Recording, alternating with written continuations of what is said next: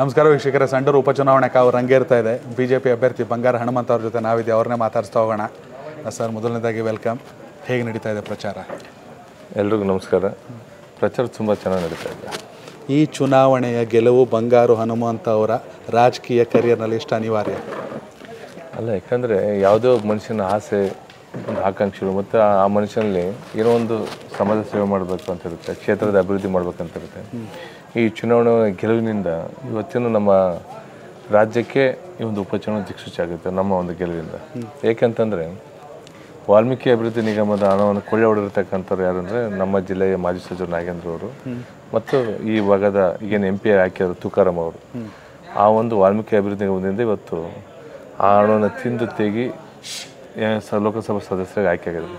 ಇಷ್ಟೆಲ್ಲ ಸಾಲದು ಅಂತಂತಂದರೆ ಅವರ ಪತ್ನಿಗೆ ಮತ್ತೆ ಟಿಕೆಟ್ ತಗೊಂಬಂದಿದ್ದಾರೆ. ಇವತ್ತು ಅವ್ರು ವಾಲ್ಮೀಕಿ ಸಮಾಜಕ್ಕೆ ಅವ್ರ ಕೊಡುಗೆ ಏನಿದೆ ಅಂತಂದೇಳಿ ಎಲ್ಲರಿಗೂ ಗೊತ್ತಿರೋ ವಿಷಯ, ನಾವು ಕೂಡ ಅದನ್ನ ಕೇಳ್ತಿರೋ ವಿಷಯ. ಓಕೆ, ಎಲ್ಲ ಒಂದು ಕಡೆ ಅವ್ರ ಮೇಲಿರೋಂಥ ಆರೋಪ ಕುಟುಂಬದಲ್ಲಿ ಟಿಕೆಟು, ನಿಮ್ಮ ಮೇಲಿರೋವಂಥ ಆರೋಪ ಹೊರಗಿನವರು ಅಂತ. ಆದ್ರೆ ನಾನು ನಿಮ್ಮ ಭಾಷಣ ಕೇಳಿಸ್ಕೊಂಡೆ, ಇಲ್ಲೇ ಹುಟ್ಟಿದ್ದು ಇಲ್ಲೇ ಓದಿದ್ದು, ನಿಮ್ಮ ತಾಯಿಯವರು ಊರಿದೆ ಅಂತ. ಏನು ಹೇಳೋಕ್ಕೆ ಇಷ್ಟಪಡ್ತೀರಿ? ಈಗ ಮನುಷ್ಯನು ಯಾವುದಾಗಲಿ ಬರ್ತ್ ಪ್ಲೇಸ್ ಮೇಲೆ ಅವನು ಡಿಸೈಡ್ ಆಗಿದೆ ಎಲ್ಲಿ ಹುಟ್ಟು ಸ್ಥಳ ಯಾವುದು ಅಂತಂದ್ರೆ. ಹಾಗೆ ನಾನು ಹುಟ್ಟಿ ಬೆಳೆದಿರ್ತಕ್ಕಂಥ ತಾಲೂಕು ಸೊಂಡೂರು. ಆಮೇಲೆ ತುಕಾರಾಮನ ತಾಯಿ ತವ್ರ ಮನೆ ಕೂಡ ಸೊಂಡೂರು, ನನ್ನ ತಾಯಿ ತವ್ರ ಮನೆ ಕೂಡ ಸೊಂಡೂರು. ಅವರು ಏನಪ್ಪ ಚುನಾವಣೆ ಸೋಲಿನ ಒಂದು ಹತಾಶೆಯಿಂದ ದಿನ ಒಂದೊಂದು ಅಪಪ್ರಚಾರಗಳು ಮಾಡ್ತಾ ಹೋಗ್ತಿದ್ರು.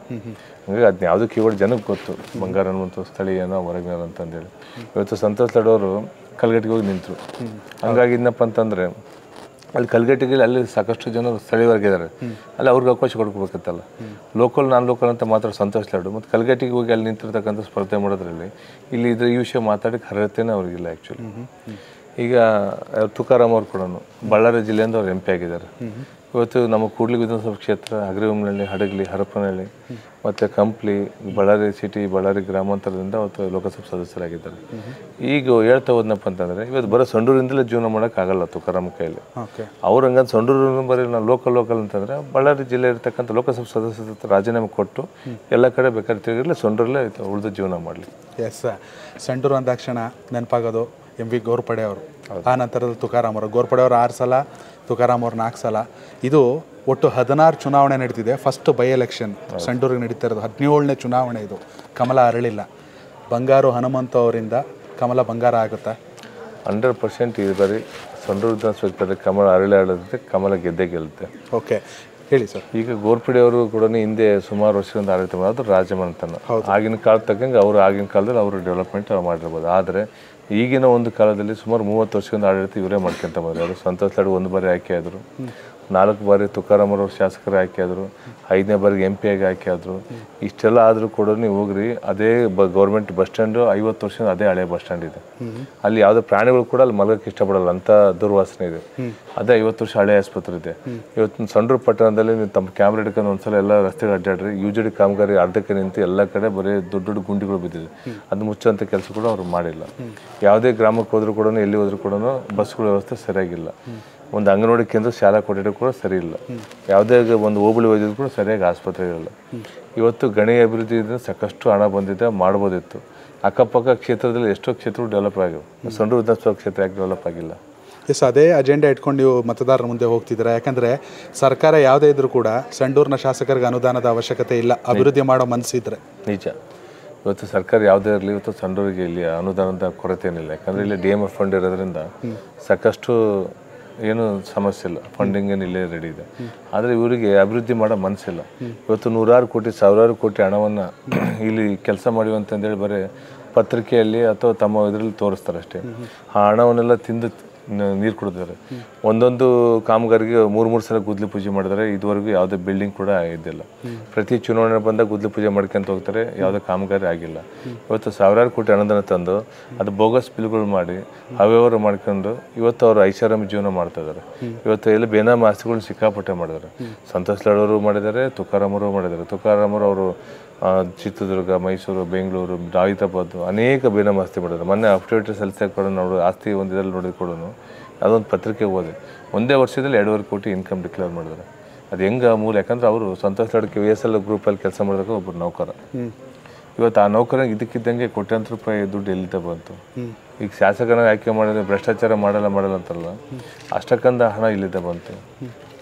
ಹಾಗಾದ್ರೆ ಸಂಡೂರಿನ ಜನ ತುಂಬ ಮುಗ್ಧರ ಸರ್, ಹೇಗೆ ಸತತವಾಗಿ 4 ಬಾರಿ ಆಯ್ಕೆ ಮಾಡೋಕ್ಕೆ ಸಾಧ್ಯ? ಸಂಡೂರು ಜನ ತುಂಬ ಮುಗ್ಧರು. ಅದನ್ನೇ ಅವ್ರು ದುರುಪಯೋಗ ಪಡಿಸ್ಕೊಂಡು ನೋಡು ನಾವು ಮಾಡಿದ್ದೇ ಎಲ್ಲ ಸರಿ ಹೋಗುತ್ತೆ, ನಾವು ಮಾಡಿದ್ದೇ ನಾವು ನಮ್ಮ ಮಾತೇ ನಡೆಯುತ್ತೆ ಅಂತಂದೇಳಿ ಅವರು ಇಷ್ಟು ದಿನ ಒಂದು ದುರಾಡಳಿತ ಮಾಡ್ಕೊಂತ ಬಂದರು. ಆದರೆ ಈ ಸಲ ಸಂಡೂರಿನ ಜನತೆ ಎಷ್ಟು ಮುಗ್ದಿದ್ರು ಅವ್ರು ಒಂದ್ಸಲ ತೀರ್ಮಾನ ಮಾಡಿದ್ದಾರೆ. ಒಂದ್ಸಲ ಅವ್ರಿಗೆ ಪಾಠ ಕಲಿಸ್ಬೇಕಂತಂದ್ರೆ ಬದಲಾವಣೆ ಮಾಡ್ಬೇಕಂತ ಬುದ್ಧಿ ಕಲಿಸ್ಬೇಕಂತ ತೀರ್ಮಾನ ಮಾಡಿದ್ದಾರೆ. ಹಂಗಾಗಿ ಈ ಸಲ ಸಂಡೂರು ಜನ ಈ ಸಲ ಅವ್ರನ್ನ ಕಾಂಗ್ರೆಸ್ನ ಸೋಲಿಸ್ತಾರೆ, BJPನ ಗೆಲ್ತಾರೆ ಅಂತ ಒಂದು ನಂಬಿಕೆ ನನ್ನಲ್ಲಿ. ಸರ್, ಎದುರಾಳಿಗಳ ವೈಫಲ್ಯವನ್ನು ಒಂದು ಕಡೆ ಇಡೋದಾದರೆ ಮತ್ತೊಂದು ಕಡೆ ಯಾವೆಲ್ಲ ಅಂಶಗಳನ್ನ ಇಟ್ಕೊಂಡು ಮತದಾರ ಮುಂದೆ ಹೋಗ್ತಾ ಇದ್ದೀರಾ? ಅಲ್ಲ, ಎದುರಾಳಿ ವೈಫಲ್ಯ ತಮಗೆಲ್ಲ ಹೇಳ್ದಂಗೆಲ್ಲ ಸಾಕಷ್ಟು ಇದೆ. ಅವರು 30 ವರ್ಷ ಇಲ್ಲದೆ ಮಾಡದೇ ಇರತಕ್ಕಂಥ ಅಭಿವೃದ್ಧಿನ ಕೇವಲ 3 ವರ್ಷ ಇದೆ. 3 ವರ್ಷದಲ್ಲೇ ನಾನು ಮಾಡಿ ತೋರಿಸ್ಬೇಕಂತಂದ್ರೆ ಇವತ್ತು ಜನರ ಮುಂದೆ ಹೇಳ್ಕೊಂತ ಹೋಗ್ತಾ ಇದ್ದಾರೆ. ಸರ್, ನಿಜಕ್ಕೂ ಯಾರೋ ಒಬ್ಬ ಜನಪ್ರತಿನಿಧಿ 5 ವರ್ಷದಲ್ಲಿ ಅಣೆಕಟ್ಟೆ ಕಟ್ಟಕ್ಕೆ ಸಾಧ್ಯ ಇಲ್ಲ. ಆದರೆ ನಿಜಕ್ಕೂ ಒಂದು ರೀತಿ ನ್ಯಾಯಯುತವಾಗಿ ಅಭಿವೃದ್ಧಿ ಕೆಲಸಗಳನ್ನ ಮಾಡ್ಬೋದು. ಆ ದೃಷ್ಟಿಯಲ್ಲಿ ಆಲೋಚನೆಗಳನ್ನ ಮಾಡ್ಕೊಂಡಿದ್ದೀರಾ?